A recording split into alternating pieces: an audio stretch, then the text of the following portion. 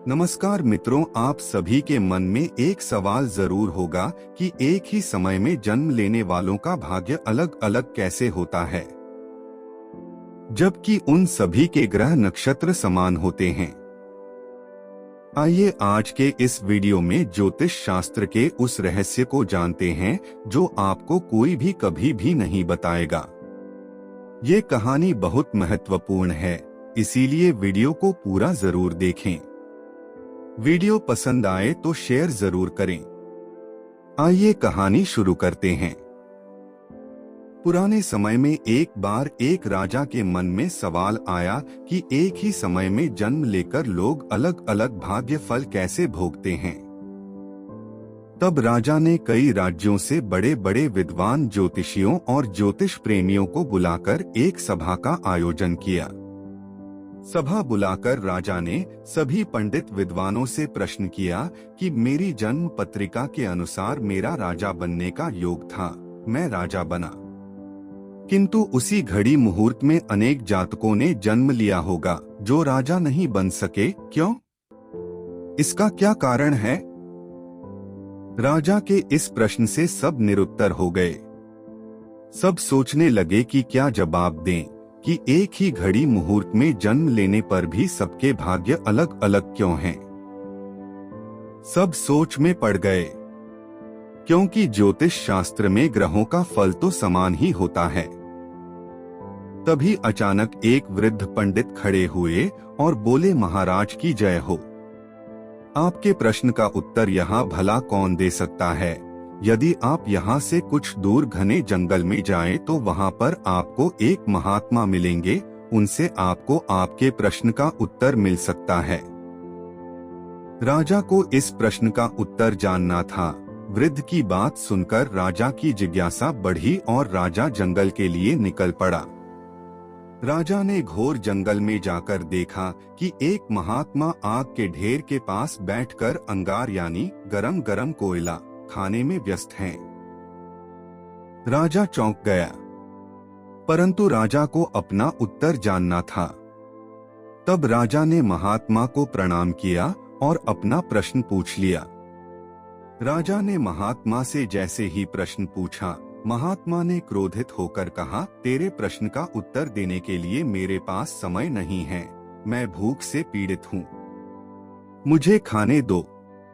यहाँ से कुछ आगे पहाड़ियों के बीच एक और महात्मा हैं, वो तेरे प्रश्न का उत्तर दे सकते हैं। महात्मा की बात सुनकर राजा की जिज्ञासा और बढ़ गई। राजा पुनः अंधकार और पहाड़ी मार्ग को बड़ी कठिनाइयों से पार किया। राजा जब दूसरे महात्मा के पास पहुंचा, वह महात्मा को देखकर राजा हक्का बक्का रह गया। वहां का दृश्य ही कुछ ऐसा था। वो महात्मा अपना ही मांस चिमटे से नोच नोच कर खा रहे थे, जिसे देखकर राजा अचंभित रह गया। परंतु उत्तर पाने की जिज्ञासा में राजा ने अपना प्रश्न पूछ लिया। राजा के प्रश्न पूछते ही महात्मा ने भी डांटते हुए कहा, मैं भूख से बेचैन हूँ, मेरे पास इतना समय नहीं है। किंतु तेरे पास भी अधिक समय नहीं है, इसी रास्ते आगे जाओ। पहाड़ियों के उस पार एक आदिवासी गांव में एक बालक जन्म लेने वाला है जो कुछ ही देर तक जिंदा रहेगा। सूर्योदय से पूर्व वहां पहुंचो, वह बालक तेरे प्रश्न का उत्तर दे सकता है। इस बात को सुनकर राजा बड़ा बेचैन हुआ। राजा सोचने लगा, बड़ी अजब पहेली बन गया मेरा प्रश्न, परंतु उसको उत्सुकता प्रबल थी। राजा ने सोचा, कुछ भी हो यहाँ तक पहुँच चुका हूँ, वहाँ भी जाकर देखता हूँ क्या होता है।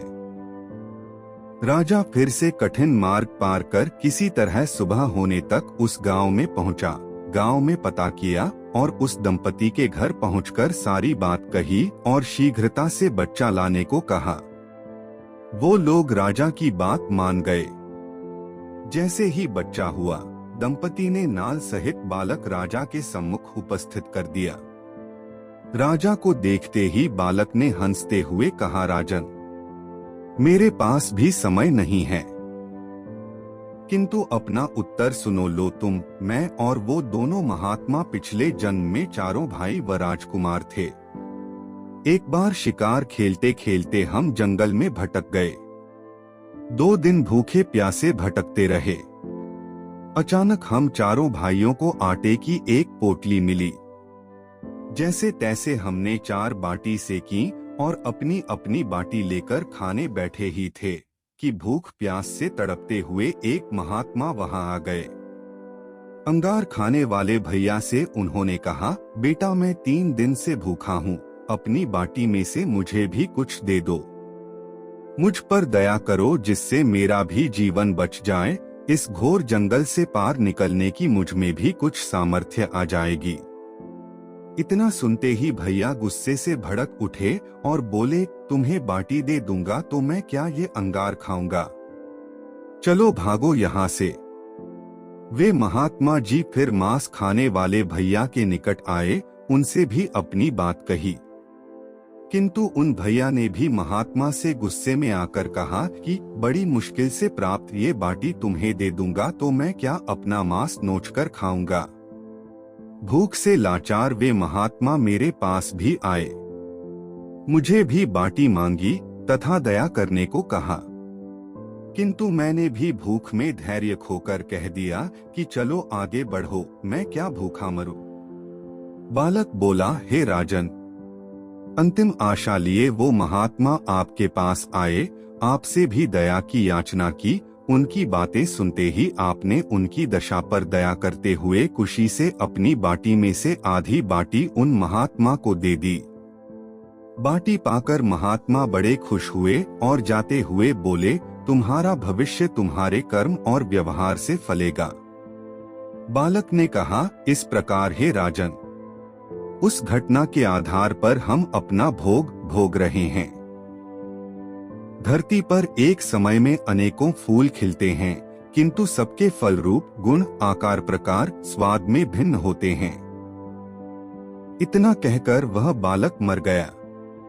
राजा को अपना उत्तर मिल गया था। वहां से खुशी खुशी राजा अपने महल में पहुंचा और माना कि ज्योतिष शास्त्र, कर्तव्य शास्त्र और व्यवहार शास्त्र है। मित्रों, ये कहानी हमें समझाती है कि एक ही मुहूर्त में अनेकों जातक जन्म लेते हैं, किंतु सब अपना किया, दिया, लिया ही पाते हैं। जैसा भोग भोगना होगा वैसे ही योग बनेंगे। जैसा योग होगा वैसा ही भोग भोगना पड़ेगा। यही जीवन चक्र ज्योतिष शास्त्र हमें समझाता है। सिर्फ ग्रह या नक्षत्र से नहीं, हमारे जन्मों के किए कर्मों के फल भी हमें मिलते हैं। इसीलिए मित्रों, हम हमेशा की तरह आपको यही कहेंगे कि अपने कर्तव्यों को करें और परमात्मा से प्रार्थना करें। पहले किए कर्मों को नहीं बदल सकते, परंतु आज प्रार्थना करके हम अपने जीवन को बदल सकते हैं। मित्रों, एक सच्चे हिंदू होने के नाते वीडियो को 5 लोगों तक शेयर करें और उन्हें देखने को अवश्य कहें। खुशियां और ज्ञान बांटने से ही बढ़ता है। हमारे चैनल को सब्सक्राइब करें। मिलते हैं अगले वीडियो में किसी नई जानकारी के साथ। तब तक के लिए अपना ख्याल रखें। For more updates, subscribe to our channel. Click the show links and enjoy watching the videos.